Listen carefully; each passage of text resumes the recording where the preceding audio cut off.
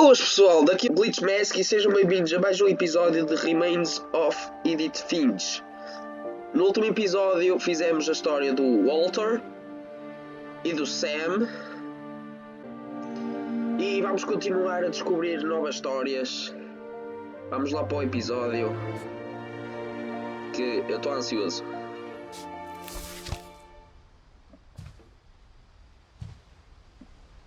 Pronto, morreu no penhasco. Vamos por aqui.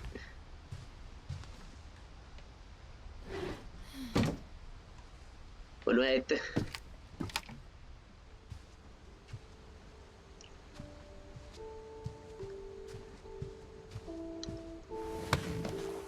After Sam died, my mom and Edie got really close. They'd both lost a lot.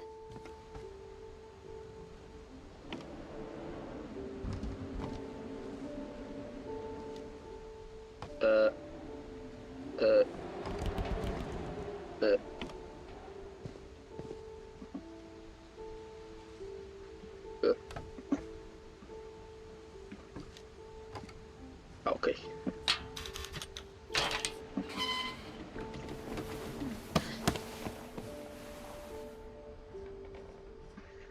Cheguei.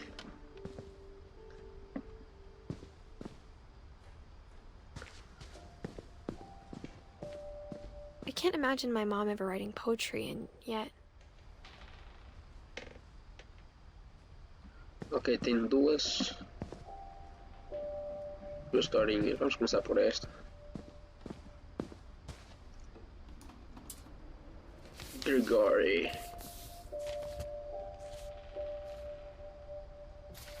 Dear Kay, do you remember the way Gregory used to laugh when he thought he was alone? Like something funny was happening, but only he could see it.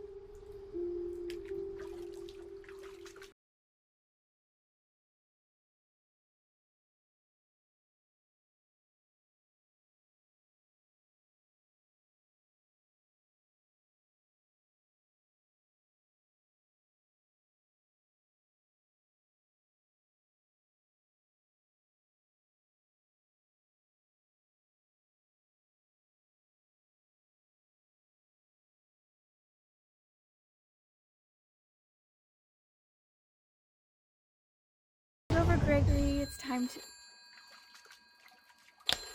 Hold on, sweetie. Hello? Sam, I told you I don't want to talk right now. I wonder what he saw.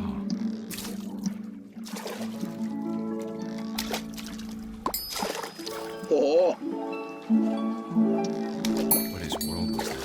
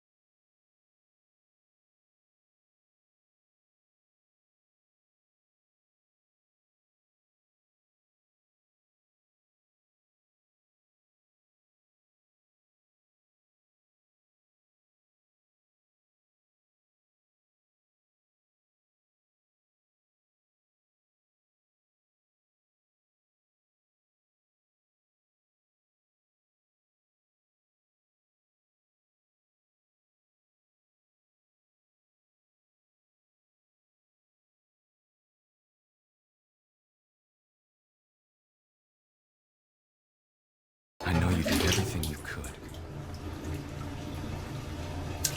Maybe if I hadn't called that night. Damn it. Hold on, I don't want Gregory to hear this. I wish he could have told us about the world he saw.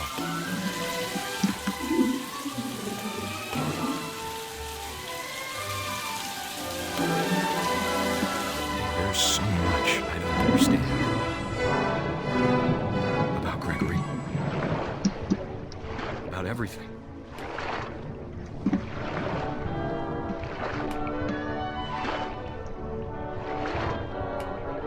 But I know what happened wasn't your fault.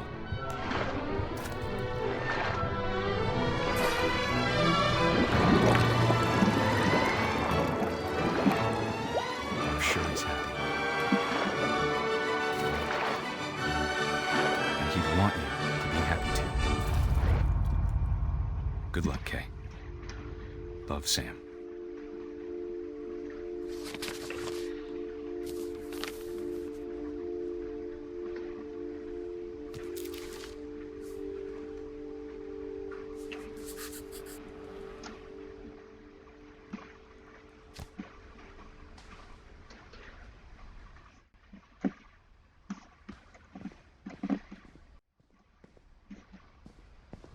Vamos agora à história do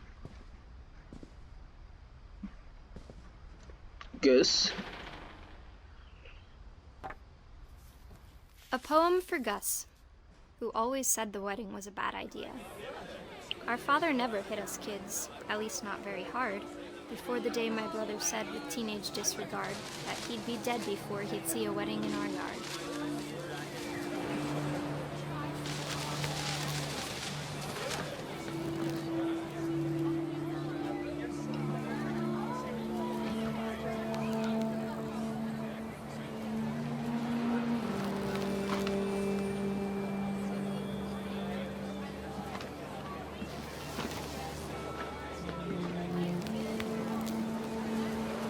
My father made him come, of course, but Gus stood far apart, just flew his kite and bottled up the storm inside his heart.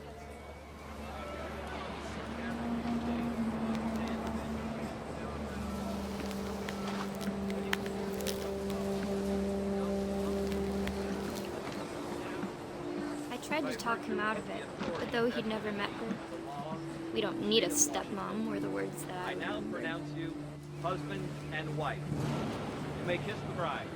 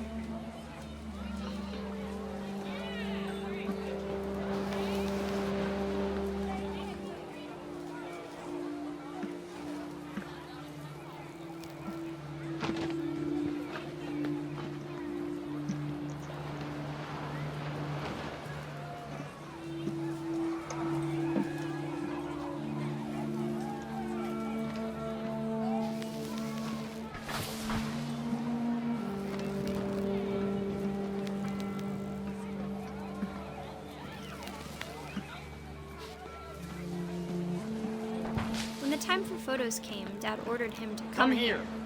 But Gus declined, and as a sign held up his middle finger. Gee.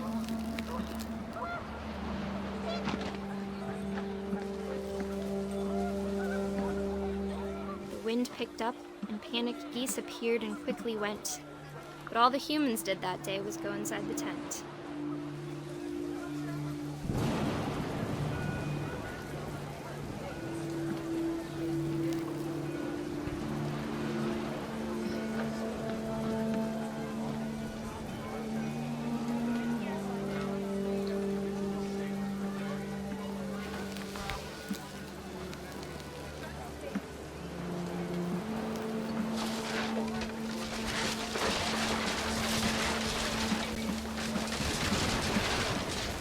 Rain came down in buckets then, but no one seemed afraid that nature might destroy the tent our dad had crudely made.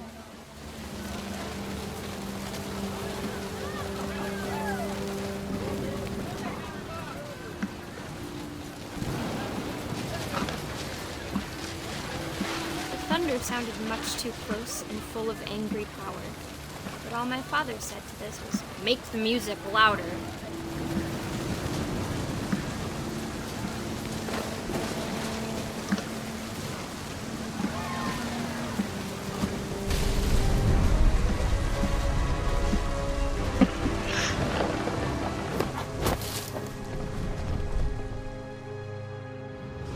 I wish that I could truly say I thought about you on that day.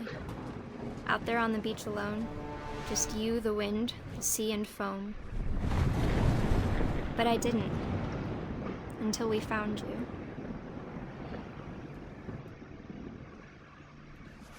Nossa.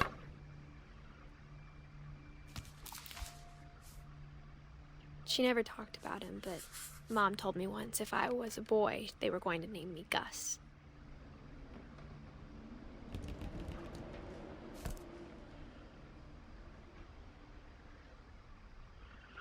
Ok. O que tem aqui? My mom moved up to the loft after her brothers died. At the time, it was as far away as she could get.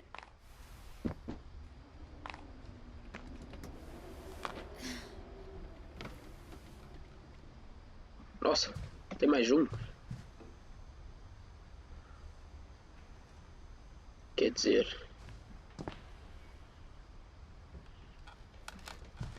She spent a summer building houses in Calcutta, where she met my dad, Sanjay.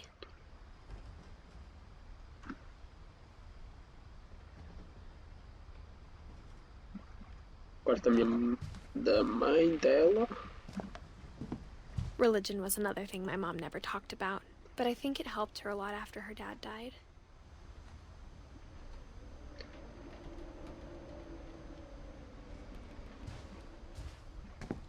Ok.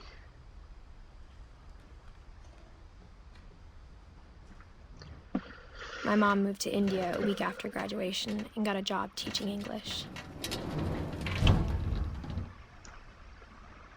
Lewis was born a year later.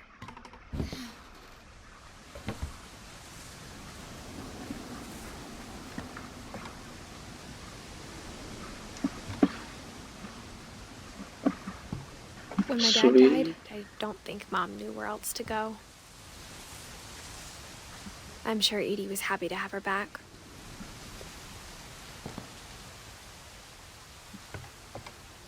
Eddie Lewis. And to see kids in the house again.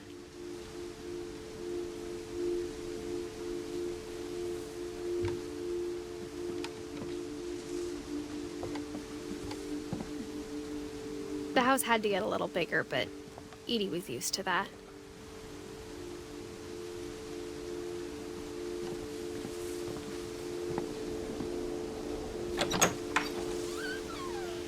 And for a while, things were good. Almost normal.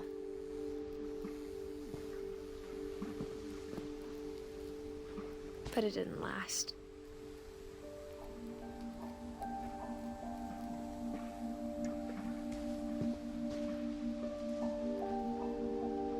Estou bastante alto.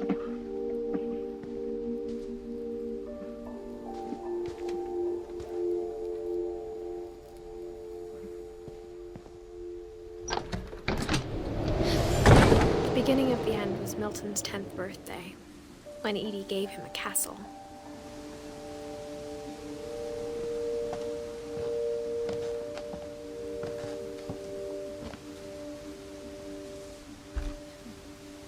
After Milton disappeared, the only thing he left behind was a room full of paintings.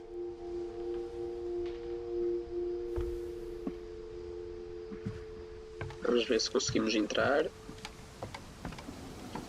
Yep.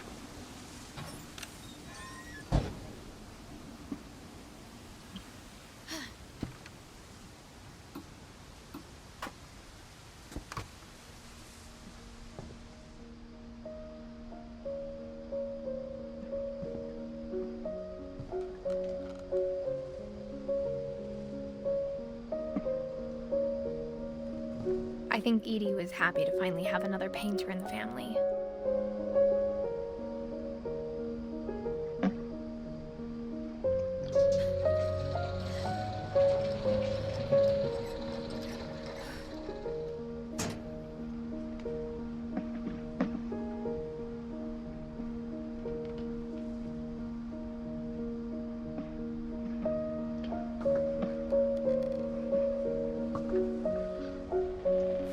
Vamos lá. Milton Finch in The Magic Paintbrush.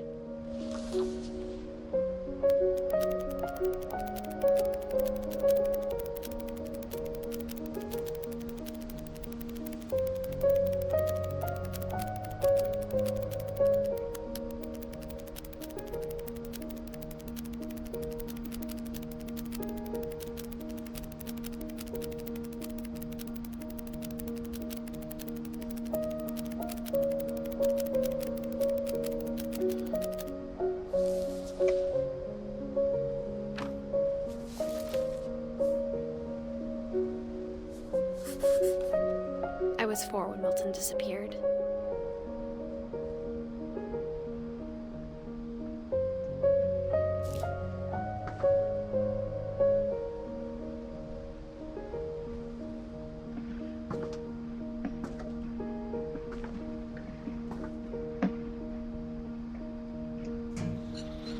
Mom spent months searching for my brother.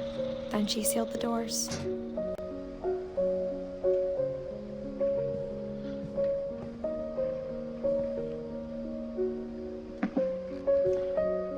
Whatever Milton had found in the house, Mom didn't want it getting out.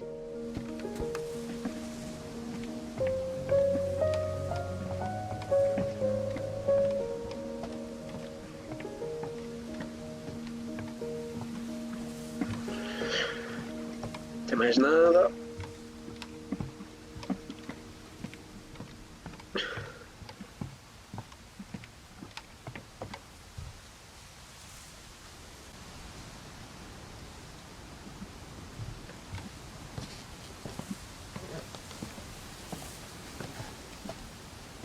Aqui.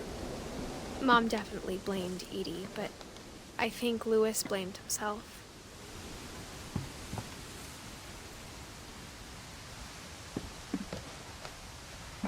After he graduated, he just spent more and more time in his room, until Mom got him a job at the cannery.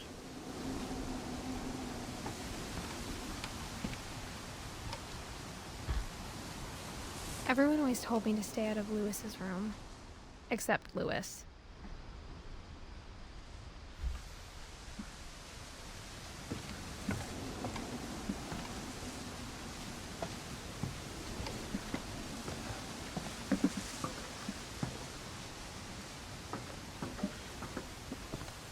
Ok, vamos entrar por aqui.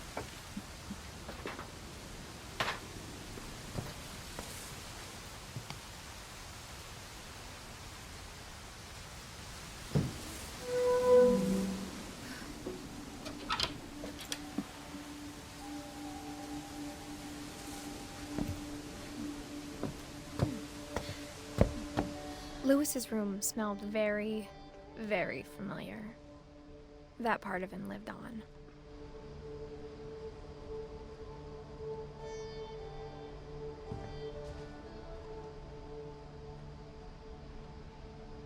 Whoa.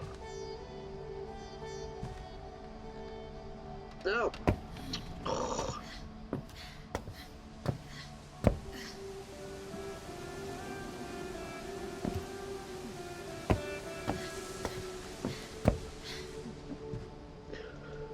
He was so proud of being Indian.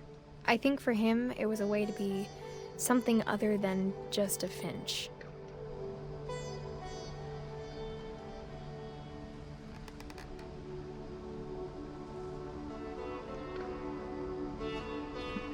Lewis and I spent a lot of time playing games together, but he was surprisingly bad at them. He died a lot.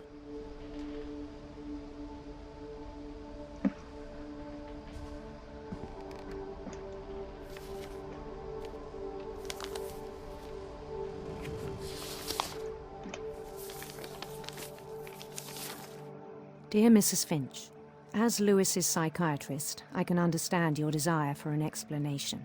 As I see it, the trouble began in January, shortly after we convinced your son to seek treatment for substance abuse. Newly sober, I believe Lewis first noticed the monotony of his daily life.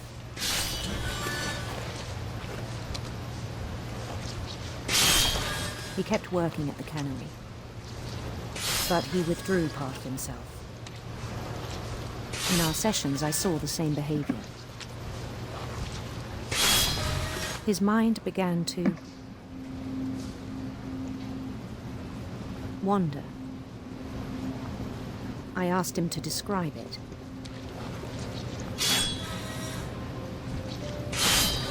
He said he started small, imagining a labyrinth. He'd feel his way about.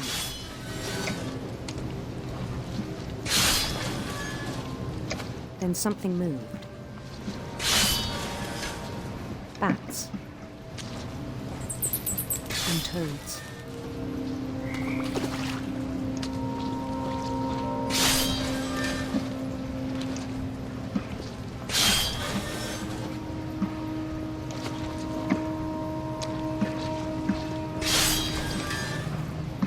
And things that have not names.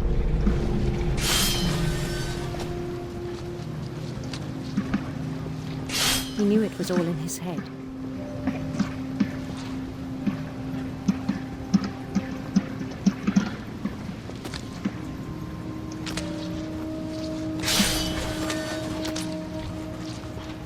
But he took it very seriously. I had hoped he'd find himself.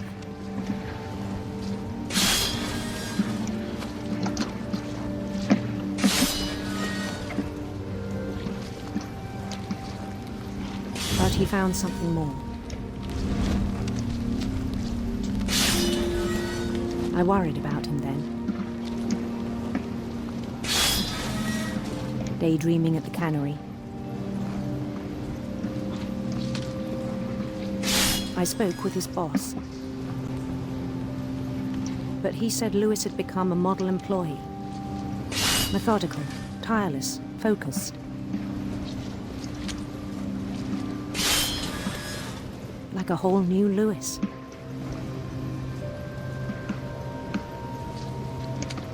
So I let him go on.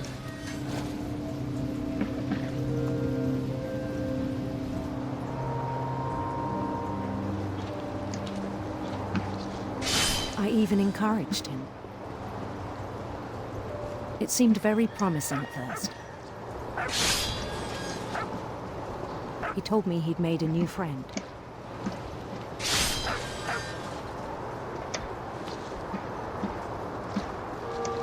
On the edge of a city he named Lewis Topia.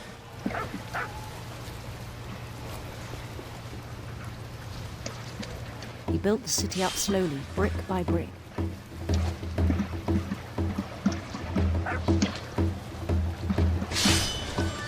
Then he made musicians.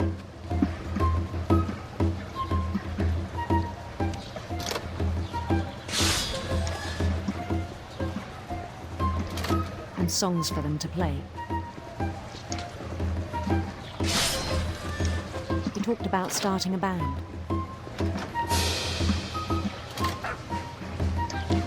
And he was always humming something. Every day his imagination grew stronger.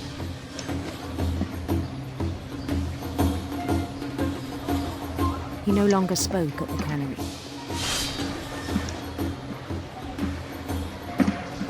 But his chopping was as reliable as ever.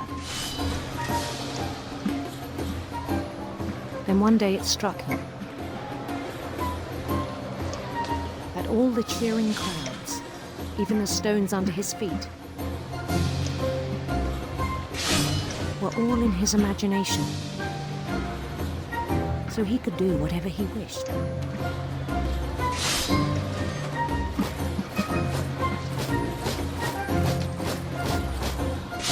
He held an election for mayor.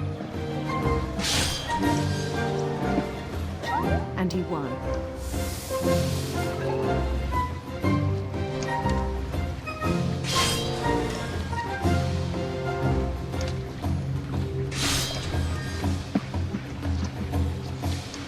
They begged him to stay, but his mind was already wandering.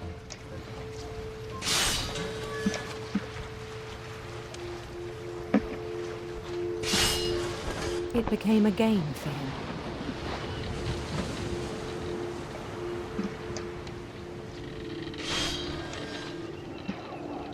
He'd conquer a city, then immediately push on. New Louisville.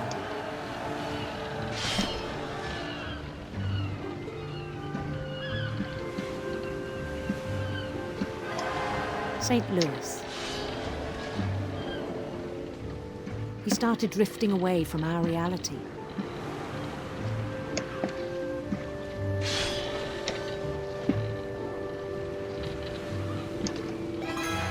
Minneapolis.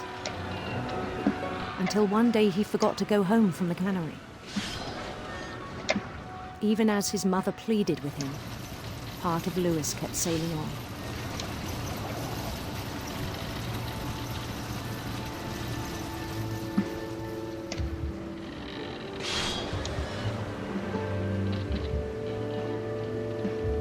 In Louisburg, he heard rumors of a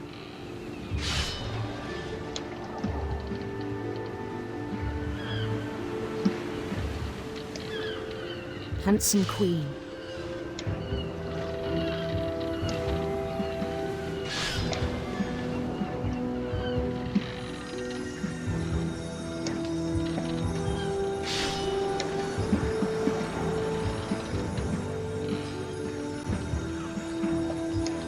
The queen was on her own quest for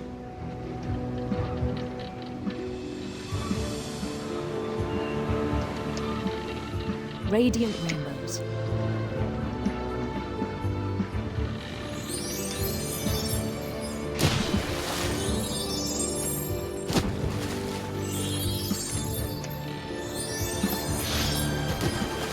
He followed the sound of her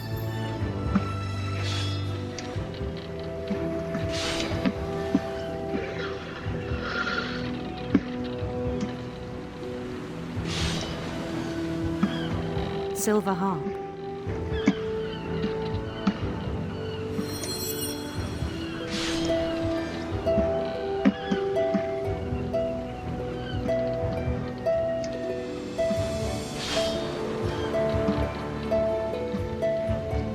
His chase led him to a golden palace east of the sun and west of the moon.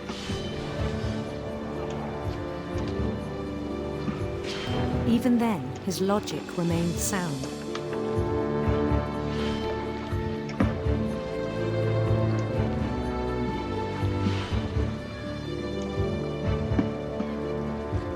He knew the world was all in his imagination.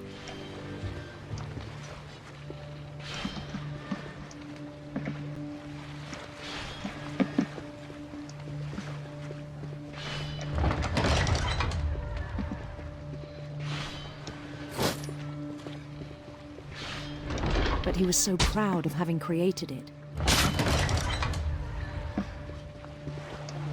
In his own eyes, he'd become something greater than a king.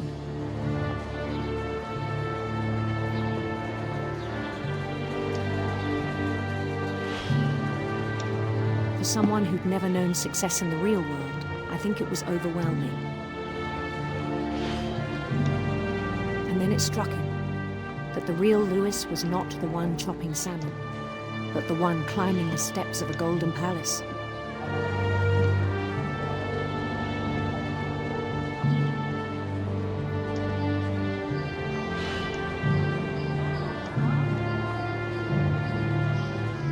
My imagination is as real as my body, he told me.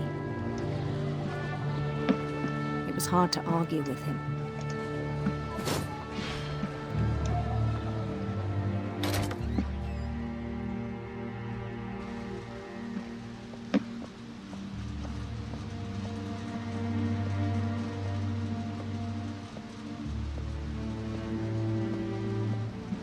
He began to forget the world we know.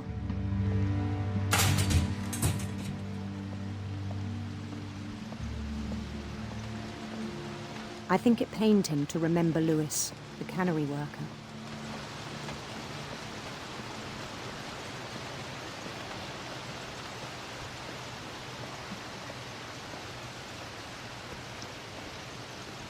He began to despise the man with a royal contempt.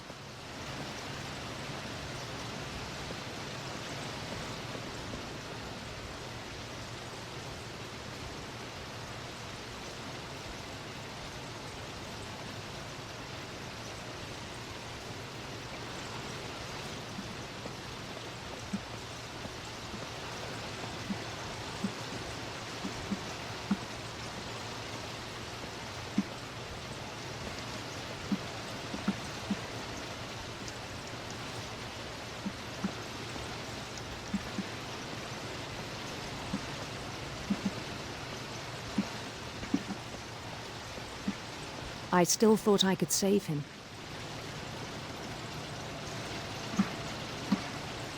Even after he said he was being crowned king over all the lands of wonder.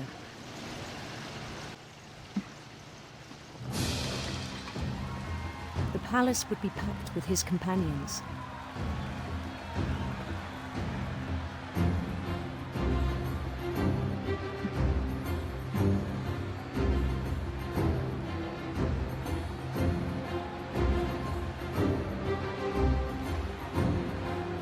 Including the wise Calico who had insisted on inviting me.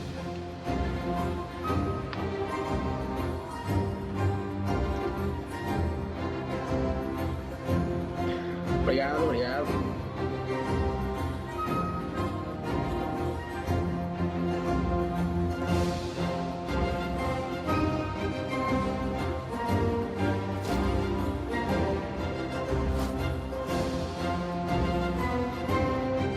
His queen waited, holding his crown.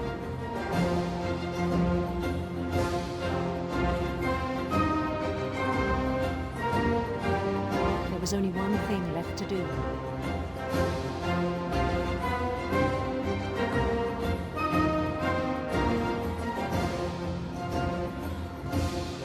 Bend down his head.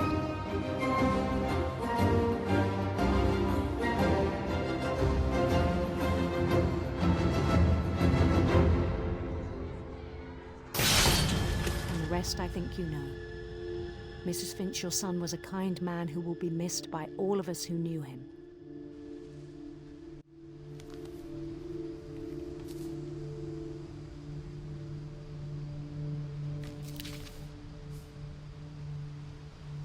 My brother was really cool. I wish you could have met him.